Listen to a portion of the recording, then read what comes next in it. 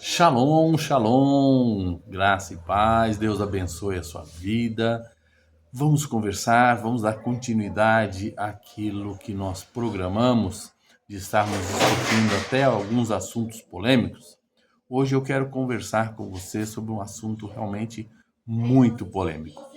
Para que a gente possa compreender, nós precisamos entender que o nosso Deus é um Deus maravilhoso, um Deus bondoso, um Deus misericordioso, mas é um Deus que exige que nós sejamos fiéis totalmente a Ele. Ele não reparte a sua glória com ninguém. Então, o nosso Deus é um Deus que exige exclusividade. Muitas pessoas não compreendem isso. Então, eu quero aqui estar lendo com vocês alguns versículos. Vamos começar pelo Deuteronômio 27:15. O livro de Deuteronômio, no capítulo 27, versículo 15, diz assim: Maldito seja aquele que fizer imagens de pedra, de madeira ou de metal para adorá-las em segredo. O Senhor detesta a idolatria e o povo responderá amém. Ou seja, o Senhor ele já deixa maldito, ele descreve como maldito aquele que faz, aquele que adora, aquele que faz adoração ou dá a adoração que seria exclusiva para ele, para ídolos, para imagens, para deuses que não existem. Ele é o único Deus, onisciente, onipotente, sabe? Ele é o único Deus, então ele não aceita que ninguém faça a parte de Deus. Ele, sim, é o único Deus. Nós não temos um Deus Sol, um Deus Lua, um Deus... Não, é o único Deus. Esse único Deus, ele já é trino, ele já é Pai, ele já é Filho, ele é Espírito Santo. E ele detesta a idolatria, ele detesta que seja repartida a sua glória com outros deuses que são inexistentes, pois não têm condições de nada fazerem. Aqui na palavra do Senhor que diz lá em Isaías 42:8, eu sou o Senhor, este é o meu nome, e não permito que as imagens recebam um louvor que somente eu mereço, somente Ele. A adoração é somente a Deus, não podemos dividi-la, seja com o que for. Nós temos pessoas, nós temos heróis da fé, nós temos o Pai da fé, nós temos pessoas que fizeram grandes maravilhas, foram poderosos, mas essas pessoas fizeram a parte dela e têm o galardão com Deus. Elas receberão de Deus a sua recompensa, mas não nos cabe estar adorando a eles e nem pedindo a intercessão deles por nós, porque somente a Deus pertence isso. É o Senhor, o nosso Deus, que vai nos ouvir. E ele já rasgou o véu, não tem mais véu, nós podemos nos dirigir diretamente a ele. O único que pode fazer essa intercessão, que não é nenhuma intercessão, porque ele é o próprio Deus, é Jesus. Então ele diz que todo aquele que pedir em seu nome vai receber, porque ele também é Deus. Então ele faz parte dessa trindade. Veja bem, lá em 1 Coríntios, para não ficar somente no Velho Testamento, que muitas pessoas buscam essa questão, não, mas isso é no Velho Testamento, porque, veja, a gente ouve cada explicação que não tem nem pé nem cabeça, que eu já ouvi até dizer que no Novo Testamento, quando se fala de idolatria, está se falando de bens materiais, está se falando em colocar o seu amor em outras coisas. Isso também é idolatria, isso também tem essa orientação, mas o Senhor quer deixar claro que a idolatria, ter outro intercessor, pedir para outra entidade, seja deuses, santos, seja o que for, não é do agrado dele. Ele detesta e a pessoa é maldita por isso. É o que diz aqui, onde nós lemos em Deuteronômio. Mas vamos ver então no Novo Testamento o que diz lá em 1 Coríntios, capítulo 10, no versículo 14 e 15, que diz assim: Por isso, meus queridos amigos, fujam da adoração de ídolos. Eu falo com vocês como com pessoas que têm a capacidade para entender o que estou afirmando. Julguem vocês mesmos o que eu estou dizendo. Está sendo claro. Fuja da adoração de ídolos. Nós temos que fugir de adoração, qualquer tipo de adoração, qualquer tipo de culto, qualquer tipo de pedido, intercessão, seja o que for, de qualquer ídolo, qualquer imagem, porque somente Deus merece adoração, somente Deus pode nos responder, só Ele tem força para fazer.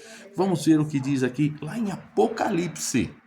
Veja em Apocalipse, no capítulo 9, versículo 20, diz assim: o resto da humanidade, isto é, todos que não tinham sido mortos por essas pragas, não abandonou aquilo que eles haviam feito com as suas próprias mãos. Eles não pararam de adorar os demônios e os ídolos de ouro, de prata, de bronze, de pedra e de madeira, que não podem ver, nem ouvir, nem andar. Nós precisamos compreender que o único que pode nos ouvir, o único que pode fazer qualquer atitude, qualquer coisa ao nosso favor, é o Senhor nosso Deus. Somente Jesus é o nosso intercessor, somente Jesus pode ouvir as nossas orações e levar ao Pai, porque Ele e o Pai são um. Nós precisamos compreender que nós temos a nossa palavra, a palavra de Deus, a Bíblia nos orientando. Temos que parar de ouvir algumas coisas, algumas pessoas que ficam tentando deturpar a palavra de Deus. Nós não temos outro intercessor, nós não temos um outro Pai, nós não temos um outro Deus a não ser o Pai, o Filho e o Espírito Santo de Deus. E cabe a nós buscar a eles, cabe a nós pedir a eles, cabe a nós cultuar a eles. Não podemos nos prostrar, ajoelhar perante nenhum tipo de ídolo. É importante compreendermos isso. Ah, mas eu não adoro, eu tenho lá uma imagem, eu tenho uma foto como lembrança. Não é, nós sabemos que não é. Ai, minha fé. Você pode ter fé no que você quiser. Mas se você se diz cristão, se você se diz evangélico, leia a Bíblia. A palavra de Deus deixa claro, não existe outro Deus. E ele abomina, ele detesta, ele amaldiçoa aquele que vai atrás desse tipo de idolatria. Ah, mas e a idolatria pode ser adoração a homens, pode ser ao dinheiro, pode ser... Pode. Eu costumo afirmar na igreja que idolatria pode ser até o seu time.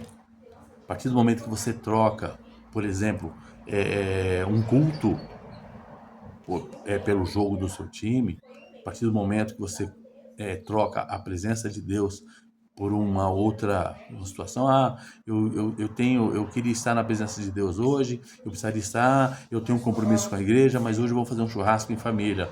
De repente você está cultuando mais a sua família do que propriamente a Deus. Então, existem vários tipos de idolatria, isso é uma verdade.